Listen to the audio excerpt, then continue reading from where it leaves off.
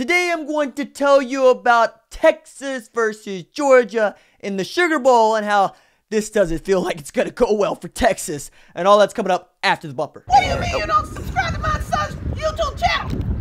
Mama, no! Just snap the damn ball, RJ. What's up, kid folk? It's RJ Young. I am not on a step mill. Consider hitting the like and subscribe button because I upload a video every single day. So it's OU related, college football related, sports related. We have a good time. And today we're going to talk about why I don't think that Texas is going to get to 10 wins for the first time since 2009 against the Georgia Bulldogs team that is really, really good. Now, there's a lot of things to take into consideration here, but not the least of which is Texas has only faced a team like Georgia offensively once. And that team was Oklahoma. And 1-1, right? They got the Red River rivalry. They lost the game against Oklahoma in the Big 12 championship, mostly because Kyler Murray continues to be Kyler Murray, for which I'm fond of saying, we have Kyler Murray and you don't.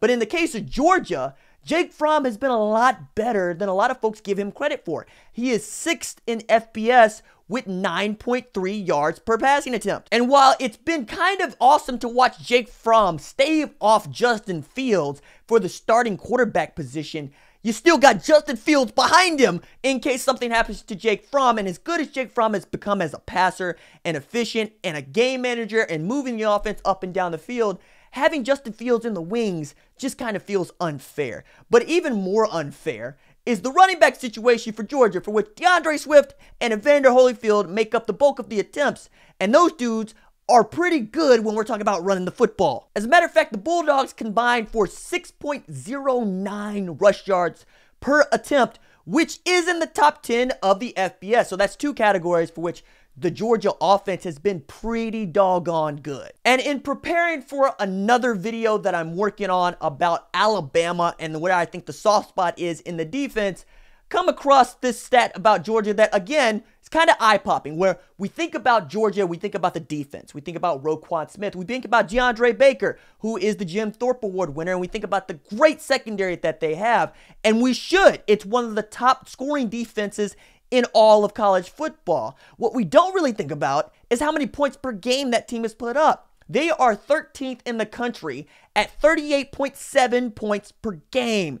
That's really good. It's also really good when you think about the defenses that they have faced throughout the year. And there's that argument for why a lot of folks think that Georgia is one of the 4 best football teams in college football and deserved entry into the college football playoff even with 2 losses.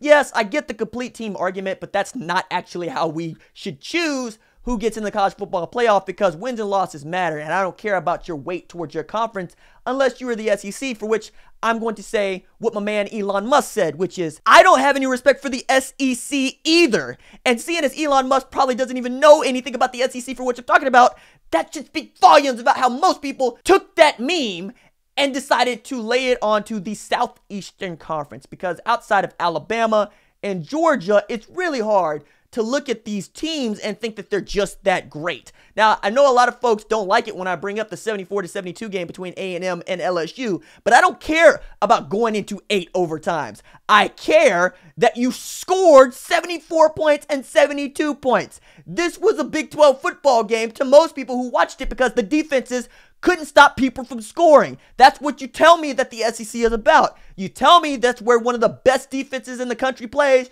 You tell me that the best defensive recruits all want to go to the SEC, and yet you have games for where teams score 74 points and 72 points, and you have teams outside of Alabama like Georgia who can average 38.7 a game. But nobody wants to talk about how they don't really play great defense over there, because you see the product, right?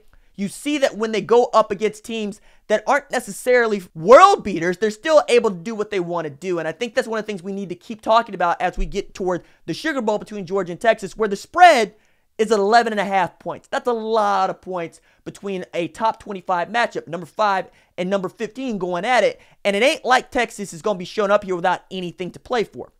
One, you want to punctuate this season where you got substantive wins against Iowa State and against Oklahoma with the first 10-win season since 2009. You also would like to entered the third year of the Tom Herman era with a Sugar Bowl victory over an SEC foe, and not just any SEC foe. It ain't like Texas is playing Vanderbilt like Baylor is. It ain't like Texas is playing Kentucky. It ain't like Texas is playing a bad Auburn. No, you're playing one of the prize bulls of the SEC, so you would really like to bring Sam Hard-G Ellinger in there, along with L.J. Humphrey, along with Colin Johnson, along with that wide receiving core, and along with that defense, and try to get you a W. But also, this Texas defense is not built to stop this Georgia offense. They're built to stop teams like Oklahoma, who spread it and run what I call a pro raid, but basically an air raid base with a 3-man front and a dime package most of the time, a nickel scheme when you really want to stop the run with 2 linebackers in the middle who can absolutely fly.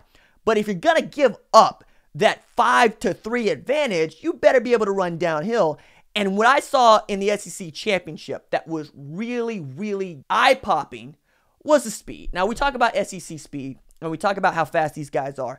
But one of the things that I saw from an Alabama offense that just wasn't firing on all cylinders, Tua being bad as he was, yeah. But outside of Josh Jacobs, I didn't see a whole lot that I was really impressed about the run game. And outside of Waddle, didn't see a whole lot that I was impressed about with the wide receiving core. That said, everybody on both sides of the football was flying around, and they're very fast on that Georgia defense, and you know they should be. That's one of the best defensive back units in all of college football. Matter of fact, Georgia and LSU, you could probably make a great argument that those are your 2 best defensive back units, and they should be able to stop people from throwing the ball, which you expect Sam Hard-G Ellinger and Texas to want to do. That said, you got that second running back there all the time in Hard-G Ellinger, and I'm going to be interested to see how much of the quarterback run game is effective against a Georgia football team that will run downhill and will put Sam Hard-G Ellinger on his back. And then there's the gambling dynamic, which is really interesting if you are a gentleman of chance, and I am, where you see that the Dawgs are 19-9 against the spread since Kirby Smart took over, and they are 4-0 against the spread in the postseason. Now, there is some sucker out there who's going to say all these things can't keep going well for Georgia. Something's got to give.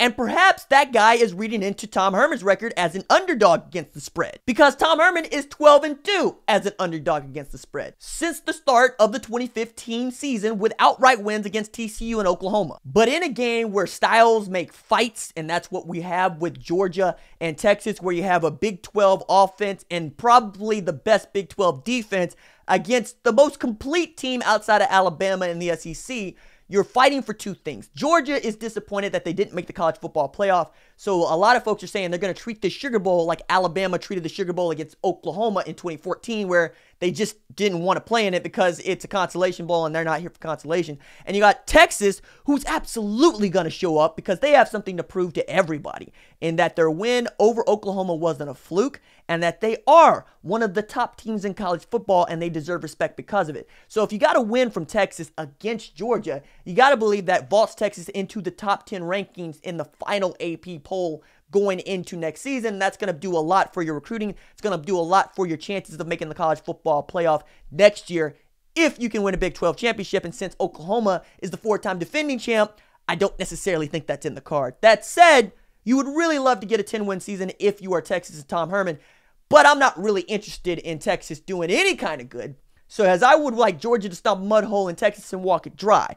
Mostly because I can't stand Texas, I can't stand Tom Herman, I can't stand Hard-G Ellinger, and I don't really have all that much love for Georgia, but I also like the product that I see from Georgia. It's fun to watch. Like I said, I spent a lot of time watching the SEC championship, and watching Isaac Nada go across the middle is fun. Watching DeAndre Baker and that secondary jump routes is fun. What's fun about Texas?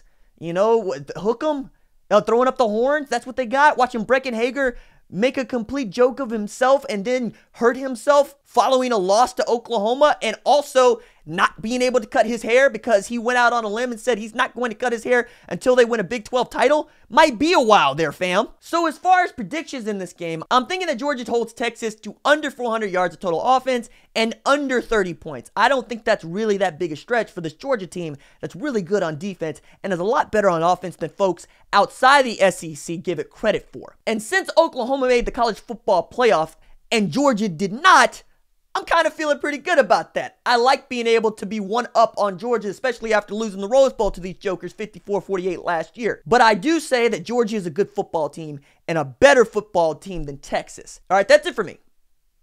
Deuces.